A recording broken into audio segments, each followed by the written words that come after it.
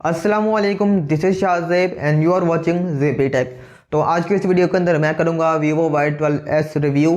अब ये जो स्मार्टफोन है 21,000 के प्राइस टैग के साथ हमें देखने को मिल जाता है। ऑफलाइन मार्केट में आपको डिस्काउंट के साथ 18 तो नहीं 19 साढ़े 19 का इजीली आपको देखने को मिल जाएगा। तो इस प्राइस टैग के साथ मार्केट में बाय कर सकते हैं। तो अगर आप इसको बाय करने का सोच रहे हैं तो एक बार वीडियो को एंड तक ज़रूर देख लीजिएगा। आपको इसके फ़ोन के बारे में सारे डाउट्स क्लियर हो जाएंगे। इसके प्रोज कॉन्स यानी कि क्या चीज़ इसके अंदर अच्छी देखने को मिल जाती है, कौन सी चीज़ के बारे में आपको प्रॉब्लम क्रिएट हो सकती है। तो वीडियो का अंत तक जरूर देखिएगा। वीडियो पसंद आए तो वीडियो को लाइक जरूर कर दीजिएगा। चैनल पर नए हैं, मुझे पहली दफ़ा देख रहे हैं तो चैनल को सब्सक्राइब कर देना और साथ ही बेल आइकन को दबा देना ताकि जब भी कोई इस तरह की न्यू वीडियो आए आपके पास नोटिफिकेशन आ जाए। तो करते हैं आज का रिव्यू स्टार्ट। सबसे पहले यहाँ पे बात कर लीजिए इसके डिज़ाइन की। जो इसका जो डिज़ाइन है काफ़ी अच्छा देखने को मिल जाता है। बैक साइड पे यहाँ पे ग्लेशियर ब्लू कलर है, मेरे पास थोड़ा ग्रेडियंट टाइप देखने को मिल जाता है इसका कलर।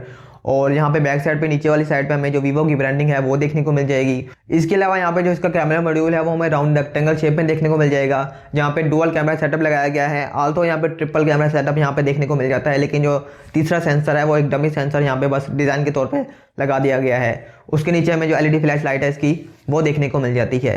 इसके अलावा यहाँ पर फ्रंट की बात कर ली जाए तो फ्रंट साइड पर हमें एक पंच होल डिस्प्ले नहीं देखने को मिलेगा। यहाँ पे वाटर ड्रॉप नॉच देखने को मिल जाती है। यहाँ पे पंच होल देना चाहिए था क्योंकि इस रेंज के अंदर हमें पंच होल भी देखने को मिल रहे हैं। इसके अलावा यहाँ पे फ़ोन की ऊपर वाली साइड की बात कर ली जाए तो यहाँ पे कुछ भी देखने को नहीं मिलता। और इसके अलावा यहाँ पे इसकी लेफ्ट साइड की बात कर ली जाए तो यहाँ पे आपको सिम ट्रे देखने को मिल जाएगी इसकी। अब यहाँ पे जो सिम सिचुएशन है, यहाँ पे 2 सिम्स और मेमोरी कार्ड आप एट अ टाइम इंसर्ट कर सकते हैं, जो कि काफ़ी अच्छी बात है। अगर आपको स्टोरेज का इशू है तो आप एक मेमोरी कार्ड भी इसके अंदर इंसर्ट कर सकेंगे। बाकी फ़ोन के राइट साइड की बात कर ली जाए तो राइट साइड पे हमें इसके वॉल्यूम लॉकर कीज देखने को मिल जाएंगे और इसका पावर बटन देखने को मिल जाएगा। अब इसी पावर बटन के अंदर हमें जो इसका फिंगरप्रिंट स्कैनर है वो भी देखने को मिल जाता है। अब यहाँ पे जो इसकी स्पीड है वो काफ़ी मुझे अच्छी लगी है, काफ़ी फास्ट रिस्पॉन्स करता है। जैसे ही आप इस पर टैप करेंगे तो ये ऑन हो जाता है, या आप देख सकते हैं ये जैसे टैप किया उसी टाइम ऑन हो गया है। तो इसका जो फिंगरप्रिंट स्कैनर है वो काफ़ी अच्छा देखने को मिल जाता है। बाकी यहाँ पे फ़ोन की नीचे वाली साइड की बात कर लीजिए तो यहाँ पे हमें इसका एक माइक्रो USB देखने को मिल जाएगी। टाइप C की कनेक्टिविटी नहीं देखने को मिलती। इसके अलावा यहाँ पे इसके स्पीकर के लिए इसका माइक्रोफोन और 3.5 mm जैक देखने को मिल जाता है। तो ओवरऑल जो इसका फ़ोन का डिज़ाइन है वो काफ़ी अच्छा देखने को मिलता है। किसी किस्म के मुझे कोई इशू नहीं मिले इसके डिज़ाइन के अंदर।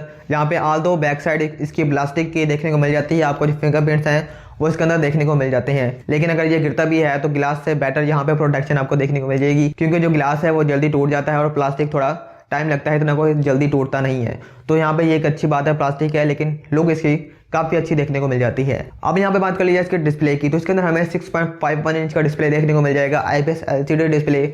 यहाँ पे जो रेजोल्यूशन हैं वो 720x1600 पिक्सल्स की यानी कि HD+ की रेजोल्यूशन देखने को मिल जाएंगी। तो आप YouTube वगैरह ये सब आप HD+ के अंदर यानी कि 720 के अंदर वॉच कर सकते हैं।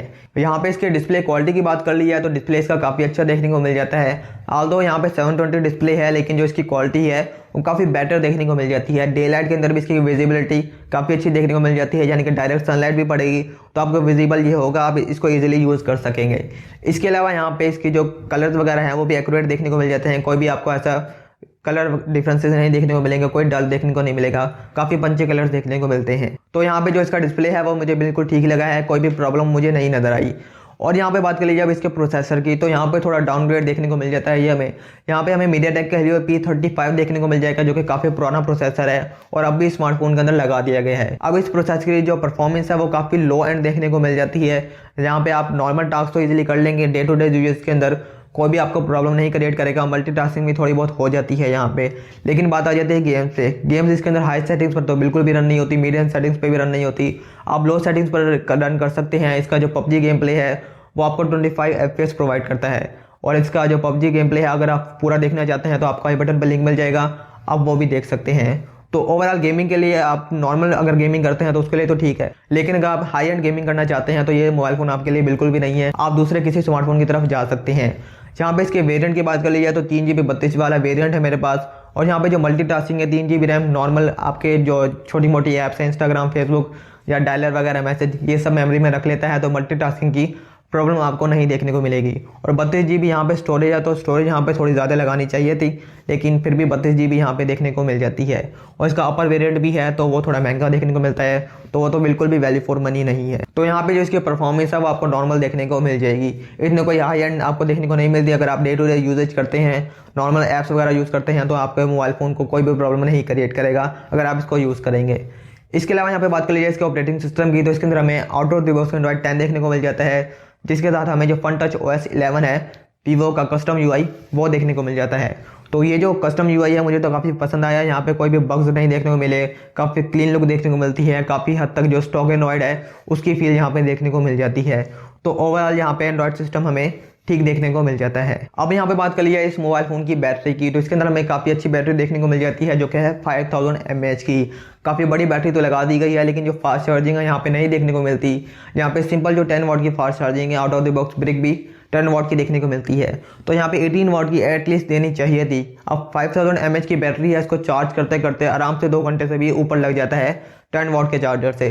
तो बैटरी टाइमिंग अगर आप चार्ज करेंगे तो काफ़ी टाइम लगाएगा। और बैटरी टाइमिंग की बात कर लीजिए, बैटरी बैकअप की बात करें तो बैटरी बैकअप इसके अंदर अच्छा देखने को मिल जाता है। नॉर्मल यूज़ के साथ 1.5 दिन ईजिली निकाल देता है। तो अगर आप हैवी भी यूज़ करते हैं तो कम से कम 1 दिन आपका ये निकाल देगा। बाकी मैंने इसका PUBG गेम प्ले भी किया था, तो थोड़ा बहुत अच्छी बैटरी बैकअप मुझे देखने को मिल गया था। तो अगर आप एक बड़ी बैटरी लेना चाहते हैं तो आप ले सकते हैं, लेकिन आपको ये ख्याल रखना पड़ेगा कि चार्जिंग यहाँ पे थोड़ा स्लो करता है, काफ़ी टाइम ले जाएगा। तो आपको ये नज़र में रखते हुए आप इसको बाय कर सकते हैं। और इसके अलावा यहाँ पे इसकी थिकनेस की बात कर लिया तो ये 8.4 mm थिक देखने को मिल जाएगा। 191 ग्राम का इसका वेट देखने को मिल जाता है। तो इतना कोई हैवी फील नहीं होता, काफ़ी स्लिम मोबाइल लगता है और देखने में काफ़ी अच्छा लगता है। तो आप इस लिहाज से एक स्लिमेस्ट मोबाइल फ़ोन लेना चाहते हैं थोड़ा बहुत और नॉर्मल वेट के साथ, तो ये कंसिडर कर सकते हैं आप। इसकी वेट डिस्ट्रीब्यूशन काफ़ी अच्छी देखने को मिल जाती है, काफ़ी बड़ी बैटरी के साथ भी। तो अब यहाँ पे बात कर लिया इस मोबाइल फ़ोन के कैमरास की, तो कैमराज इसके अंदर बस ठीक देखने को मिल जाते हैं, कोई हाई लेवल के नहीं देखने को मिलते। फ्रंट साइड पे वाटर ड्रॉप नॉच के अंदर हमें जो सेंसर है, सेल्फी शूटर है, वो 8 मेगापिक्सल का देखने को मिल जाता है। अब इसकी जो क्वालिटी है वो ठीक ठाक देखने को मिल जाती है। डायरेक्ट सनलाइट के अंदर भी अच्छी तरह ये स्किन टोन्स को मैनेज कर लेता है और जो कलर वगैरह हैं वो भी काफ़ी अच्छे देखने को मिल जाते हैं। ऑल्दो यहाँ पे अगर आप डायरेक्ट सनलाइट के बगैर जाएंगे साइड पे कहीं पे, वहाँ पे आपको थोड़ी सी पिक्सेलेटेड इमेज देखने को मिल जाएगी, डिटेल आपको इतनी देखने को नहीं मिलेगी। और इसके अलावा अगर आप सनलाइट के अगेंस्ट खड़े होते हैं तो आपकी जो ऑब्जेक्ट है, ह्यूमन सब्जेक्ट वगैरह है, तो वो काफ़ी अच्छी तरह ये कैप्चर कर लेता है। बैकग्राउंड आपको डायनामिक रेंज वगैरह इतनी कोई खास देखने को नहीं मिलती। तो नॉर्मल इसका जो मोड है उसके अंदर आप तस्वीरें खींचते हैं तो आपको ठीक ठाक देखने को मिल जाती हैं। और पोर्ट्रेट लेंस की बात कर लिया तो पोर्ट्रेट लेंस डायरेक्ट सनलाइट में तो अच्छी तरह डिटेक्ट कर लेता है, लेकिन जैसे ही आप थोड़ी सनलाइट के बगैर में जाते हैं तो वहाँ पे इसकी डेप्थ सेंसिंग है, एज डिटेक्शन वगैरह है, वो इतनी अच्छी देखने को नहीं मिलती, लेकिन फिर भी गुजारे लायक आपको देखने को मिल जाएगी। और इसकी जो वीडियो रिकॉर्डिंग है उसका सैंपल आप ये देख सकते हैं। तो ये जो वीडियो रिकॉर्डिंग है इस टाइम फ्रंट कैमरे से हो रही है। यहाँ पे 1080p 30fps की जो वीडियो रिकॉर्डिंग सपोर्ट है आपको देखने को मिल जाएगी। और जो ऑडियो है वो भी इसी फ़ोन के अंदर से रिकॉर्ड हो रहा है। तो मैं इसको विदाउट एडिट मैं डाल दूंगा वीडियो के अंदर, आपको पता चल जाएगा कि कैसा ऑडियो उसके अंदर देखने को मिल जाता है। बाकी वीडियो क्वालिटी की बात कर लिया तो कोई इतनी खास देखने को नहीं मिलती। डायनामिक रेंज वगैरह बिल्कुल भी बैकग्राउंड पर नहीं देखने को मिल रहा। बाकी जो सब्जेक्ट है उसको सही तरह फोकस कर लेता है और बाकी आपको स्टेबलाइजेशन का भी इसका पता चल जाएगा, क्योंकि मैं थोड़ा बहुत चल भी रहा। अब यहाँ पे बात कर लीजिए इसके बैक कैमरा की, तो बैक साइड पर डुअल कैमरा सेटअप है। मेन सेंसर 13 मेगापिक्सल का देखने को मिल जाता है। अब इसकी जो क्वालिटी है इतनी कोई खास देखने को नहीं मिलती, क्योंकि इसका जो अपर्चर है वो 2.2f देखने को मिल जाता है। तो डायरेक्ट सनलाइट के अंदर तो अच्छा परफॉर्म कर जाता है, लेकिन फिर भी वहाँ पे थोड़े बहुत डार्कर टोन देखने को मिल जाते हैं, क्योंकि जो सनलाइट है वो भी सेंसर छोटा है, तो इस वजह से लाइट भी इतनी ज़्यादा पास नहीं होती और थोड़ी डार्कर स्किन टोन्स देखने को मिल जाती हैं। बाकी कलर्स वगैरह ठीक देखने को मिल जाते हैं। आप इसको बगैर सनलाइट के भी यूज़ करेंगे तो वहाँ भी काफ़ी बुरा परफॉर्म करेगा, काफ़ी डार्क इमेज देखने को मिल जाती है। और यहाँ पे पोर्ट्रेट लेंस की बात कर ली है तो वो भी काफ़ी बेकार देखने को मिलता है। एज डिटेक्शन जो है बिल्कुल भी काम नहीं करती, यहाँ पे काफ़ी गंदी तरह एज डिटेक्शन करता है और डेप्थ सेंसिंग है वो भी देखने में काफ़ी बुरी लगती है। तो यहाँ पे पोर्ट्रेट लेंस बिल्कुल भी अच्छे नहीं आते। और इसके अलावा यहाँ पे अगर आप किसी ऑब्जेक्ट्स की प्लांट्स वगैरह की तस्वीर वगैरह लेते हैं इसके बैक कैमरा से, तो वहाँ पे पोर्ट्रेट लेंस काफ़ी अच्छा काम करता है, काफ़ी अच्छी तरह डिटेक्ट वगैरह करता है और वहाँ पे काफ़ी अच्छी हमें देखने को मिल जाएंगी इसकी पोर्ट्रेट शॉट्स। तो वहाँ पे कलर्स वगैरह भी काफ़ी अच्छी तरह मैनेज कर लेता है। ओवरऑल यहाँ पे फ़ोन इसका ठीक देखने को मिल जाता है, कैमरास वगैरह नॉर्मल देखने को मिल जाते हैं, इतने कोई खास देखने को नहीं मिलते। बैक कैमरा की वीडियो रिकॉर्डिंग की बात कर लिया तो आप ये देख सकते हैं, ये जो इसका बैक कैमरा है 13 मेगापिक्सल का, यहाँ पे भी 1080p 30fps की वीडियो रिकॉर्डिंग सपोर्ट देखने को मिल जाती है। यहाँ पे मैं चल रहा हूँ, आपको स्टेबलाइजेशन का पता चल जाएगा। बाकी ओवरऑल इसके अंदर बस ठीक देखने को मिल जाती है। बाकी स्काई का कलर भी इसके अंदर ठीक देखने को मिल रहा है और ऑडियो भी इसी के माइक्रोफोन से अब भी रिकॉर्ड हो रही है, तो आपको अंदाज़ा हो जाएगा कि कैसा हमें देखने को मिल जाता है। तो यहाँ पे बात कर लीजिए फाइनल इसके कैमरास की, तो कैमरास फ्रंट साइड से काफ़ी अच्छा देखने को मिल जाता है, लेकिन जो बैक कैमरा है वहाँ पे आपको इसका कॉम्प्रोमाइज़ करना पड़ेगा, इतने कोई अच्छे कैमरास देखने को नहीं मिलते।